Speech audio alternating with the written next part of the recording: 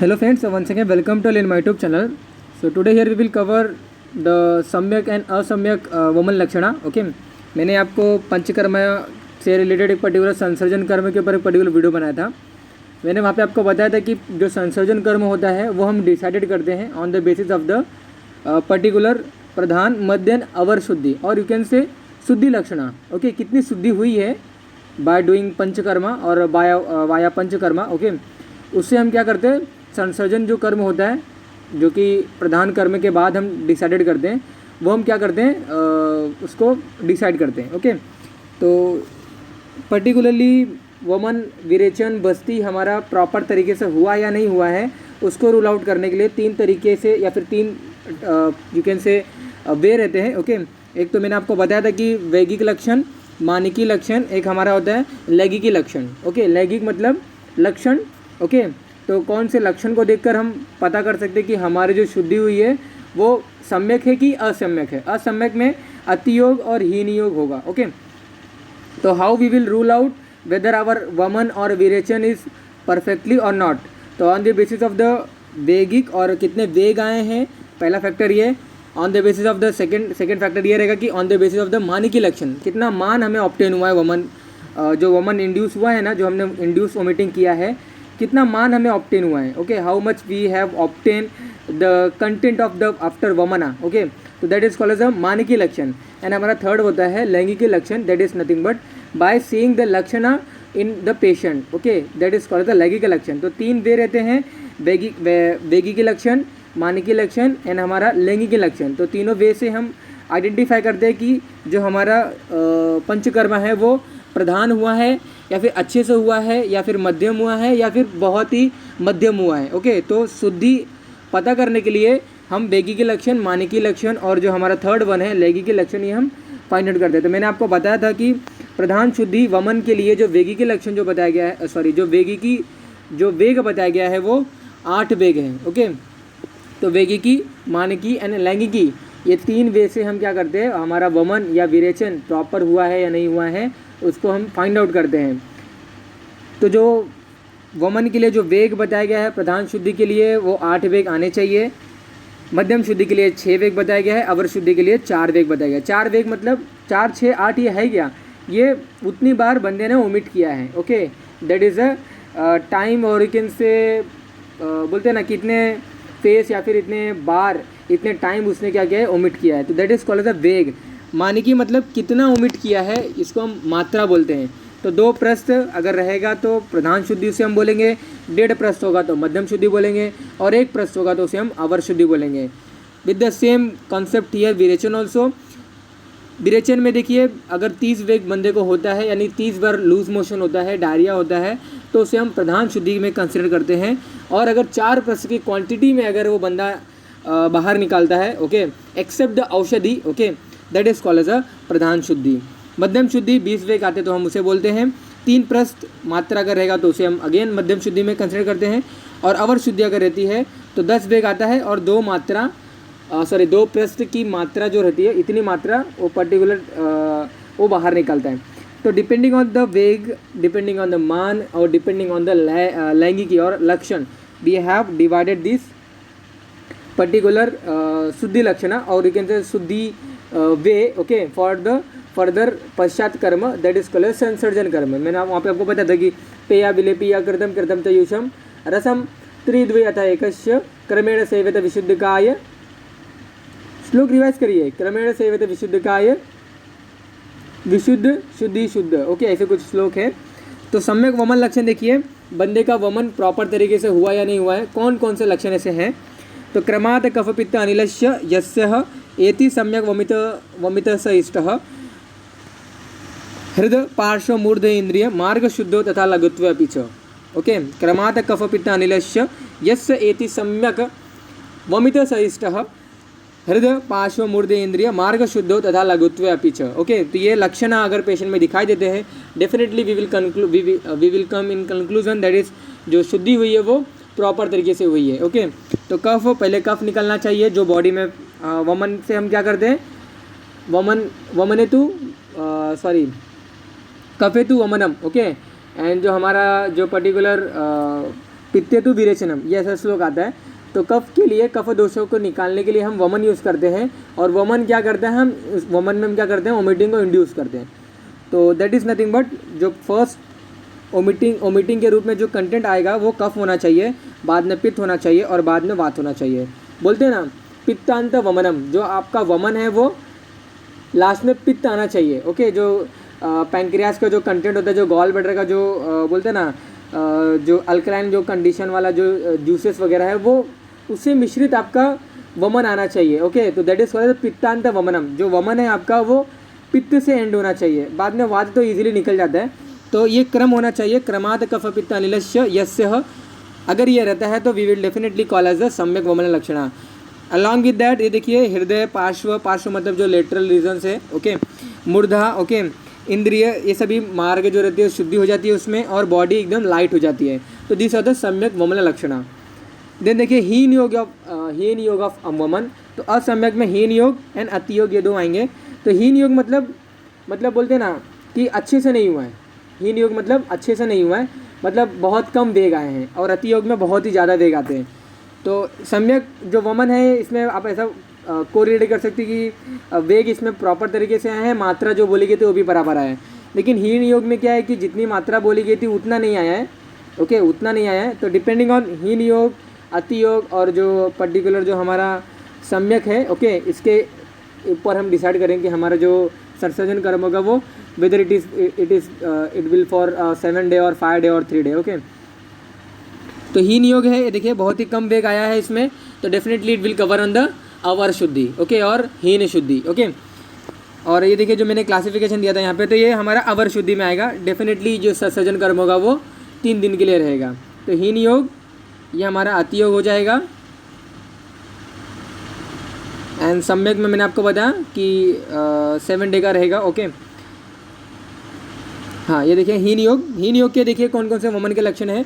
दू छर्दिते स्फोट कोट कंडू, यहाँ पे आप इसको हृदय भी पढ़ सकते हो। ओके, हृदय ख अविशुद्धि गुरु गात्रता।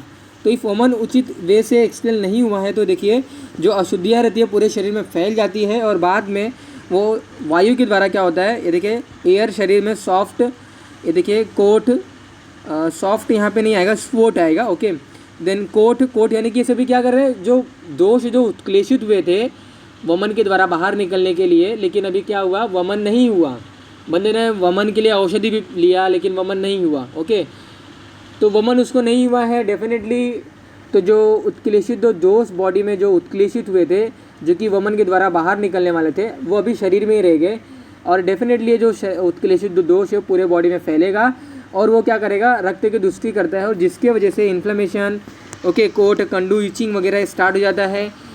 जो हृदय है, जो हार्ट है, उस पर भी हैवीनेस और ये सभी फील होता है। स्त्रोतस में अशुद्धियाँ बनी रहती है, शरीर पूरा भारीपन लगता है। ओके, अविशुद्धि, हृदय ख अविशुद्धि गुरु गात्रता, पूरे बॉडी में पेन होता है और हैवीनेस फील होता है। दिस आर द हीन योग ऑफ वमन, और यू कैन से हीन योग ऑफ वमन लक्षण। ओके, अति योग में देखिए तृष्णा मोह मूर्छा अनिल कोप निद्रा आदि बलहानि वमने अतिच सयात। ओके, ये क्या है, हमारा अति योग ऑफ वमन है।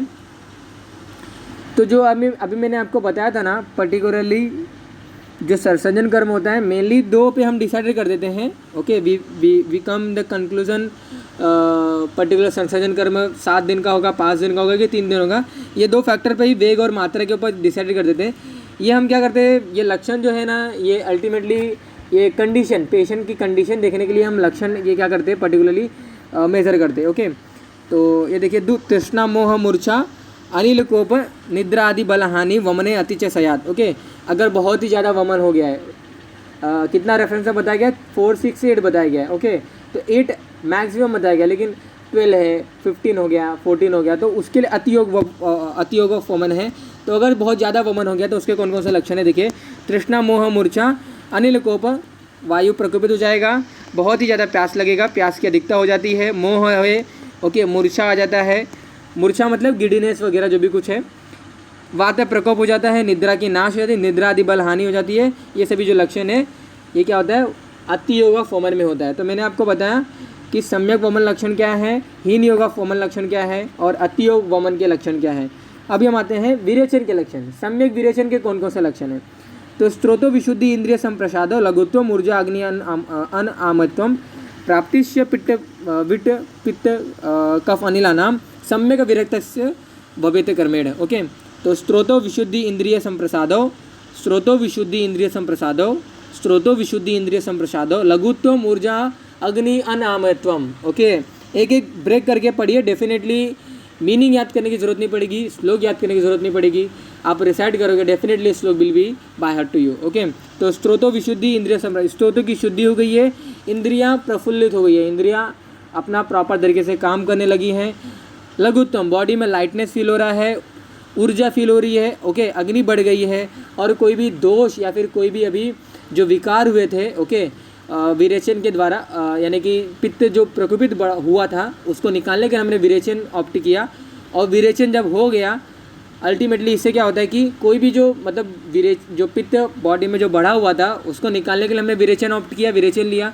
अभी विरेचन प्रॉपर हो गया है, तो जो पित्त पहले बढ़ा हुआ था उससे रिलेटेड जो एसोसिएटेड जो प्रॉब्लम थे वो अभी सबसाइड हो जाएंगे। तो अनामयत्व, अभी कोई भी एसोसिएटेड पित्त के कोई भी फैक्टर आपको विजुलाइज नहीं होंगे। प्राप्तिश्य विट्ट पित्त कफ अनिला नाम, पहला जो विरेचन के थ्रू जो भी आपका पर्टिकुलरली जो बाहर आएगा ना, उसमें कौन कौन से पहले कंटेंट आएंगे, ये देखिए। पहला आपका मल आएगा, गुदा मार्ग में जो भी कुछ मल बैठा हुआ रहेगा, रेक्टम में जो स्टोर हुआ रहेगा वो सभी मल आएंगे। बाद में पित्त आता है, बाद में कफ आएगा, बाद में वात आता है। ओके, तो प्राप्तिश्य विट्ट पित्त कफ अनिला नाम, ये सीक्वेंस है। बोलते ना ये पित्तांत वमनम बोलते हैं ना, तो इन दैट सेम वे कफांत विरेचनम बोलते हैं। ओके, तो कफ से क्या होना चाहिए, विरेचन का एंड होना चाहिए।